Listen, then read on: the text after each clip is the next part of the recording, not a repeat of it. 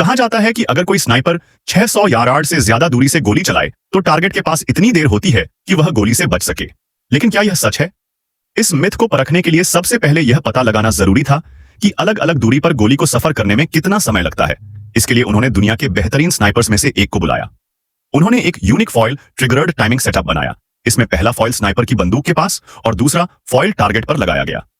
जैसे ही गोली बैरल से निकलकर पहले फॉइल को छूती है, इलेक्ट्रॉनिक टाइमर शुरू हो जाता है और जैसे ही वह गोली टारगेट तक पहुंचकर दूसरा फॉइल तोड़ती है, टाइमर रुक जाता है।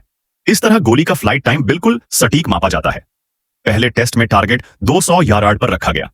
वहां तक गोली को पहुंचने में सिर्फ 0.231 सेकंड लगे। दूसरे टेस्ट में दूरी 500 यार्ड थी। इस बार गोली को 0.597 सेकंड लगे। अंतिम टेस्ट 1020 यार्ड की एक्सट्रीम दूरी पर किया गया। इतनी दूरी पर एक स्पॉटर का होना बेहद जरूरी है। स्पॉटर का काम है स्नाइपर को रेंज, हवा और बाकी माहौल की सही जानकारी देना।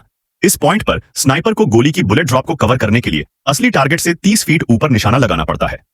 सब कुछ अलाइन होने के बाद स्नाइपर बिना हिचकिचाए ट्रिगर दबाता है और इस 1020 यार्ड शॉट का मापा गया समय था 1.791 सेकंड। इन सब डाटा से उन्होंने एक रेफरेंस चार्ट बनाया जिसमें अलग अलग दूरी पर गोली की ट्रैवल टाइम लिखी गई। अब उस चार्ट से आप कोई भी दूरी चुनो और तुरंत जान सकते हो कि गोली कितनी देर में टारगेट तक पहुंचेगी।